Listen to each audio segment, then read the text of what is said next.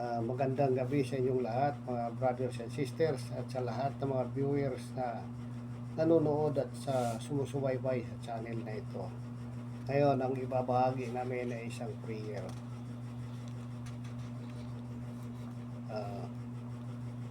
Ang araw na ito ay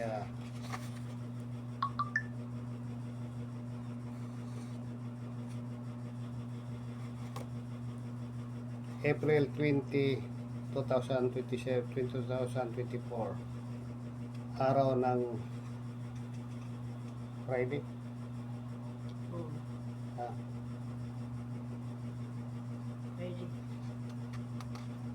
Mga kapatid,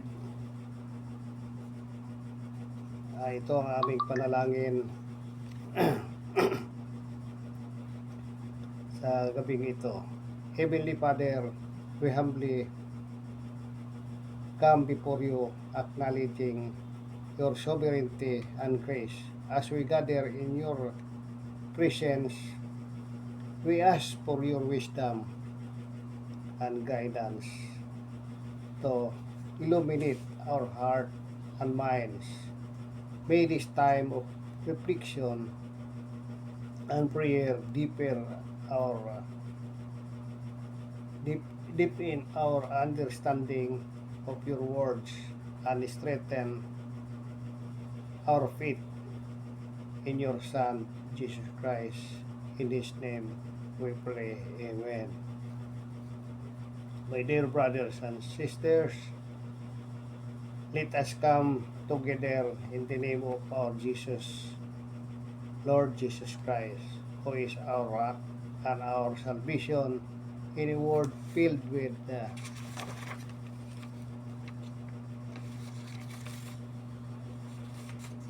turmoil and uncertainty. Our faith in Christ serves as a standfast anchor, grounding us in His love and truth.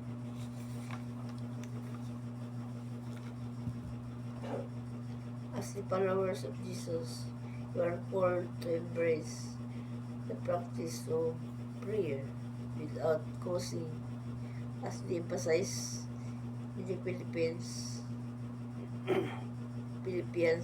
4:6-7.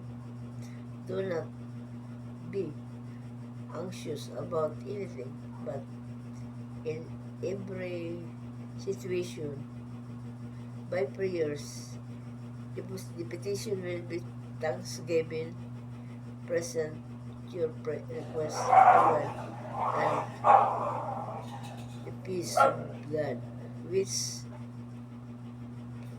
transcends the understanding, will guard your heart and your mind in Christ Jesus.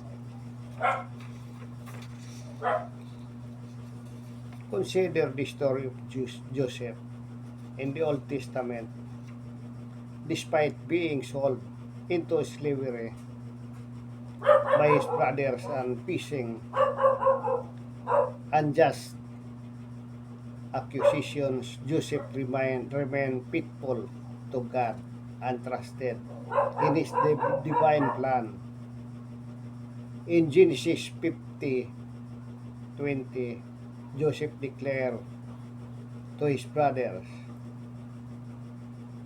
"You intended to harm me, but God intended it for good, to accomplish what is now being done, saving of many lives."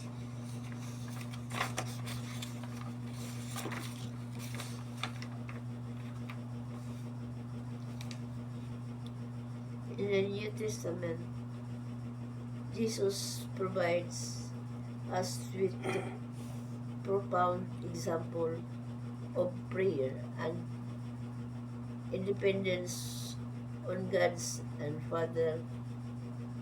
In Luke 22:42, Jesus prayed in the Garden of Gethsemane, saying, "Father, if you are willing, take this cup from, from me, yet not me will, but your be done.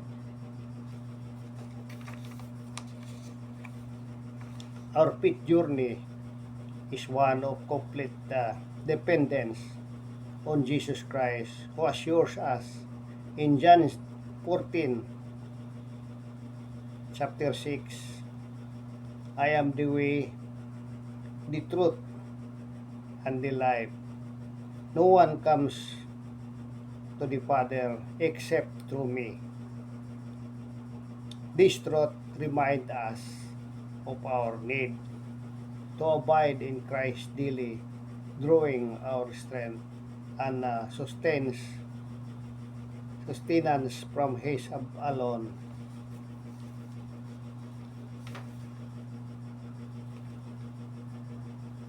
The sacrificial death of Jesus on the cross stands as the ultimate demonstration of God's love and redemption for humanity. 1 Peter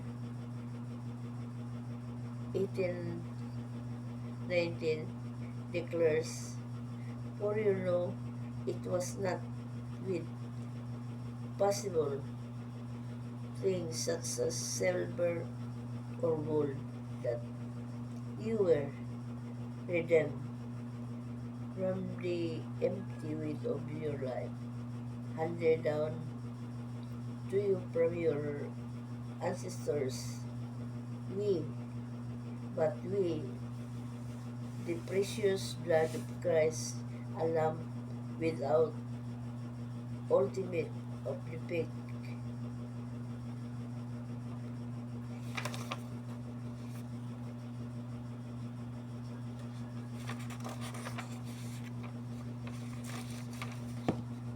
Let us never underestimate the power of the blood of Jesus Christ.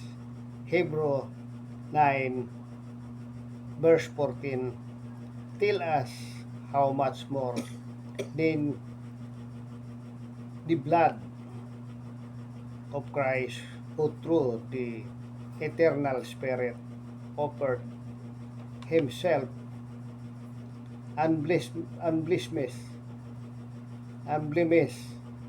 to God, cleanse our conscience from acts that lead to death, so that we may serve the living God.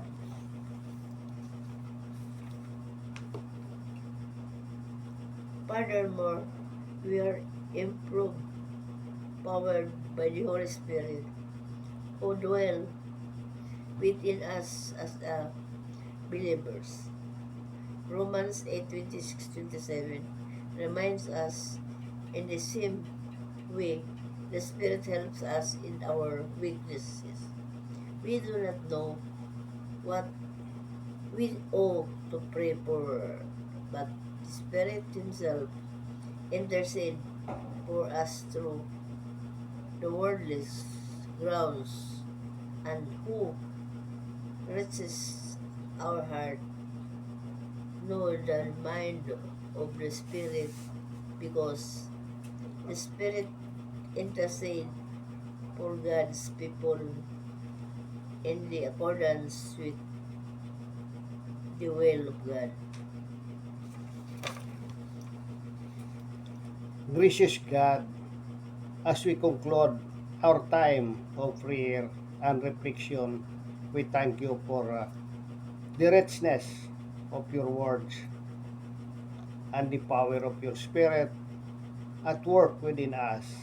May the truth we have encountered today continue to transform our heart and lives, empowering us to live as faithful disciples of Jesus Christ. In holy name, we pray. Amen. Amen. Hanggang dito na lang ang aming panalangin. Maraming salamat po sa inyong lahat sa pagsubaybay nyo sa YouTube channel na ito. Thank you, Lord, and God bless you all.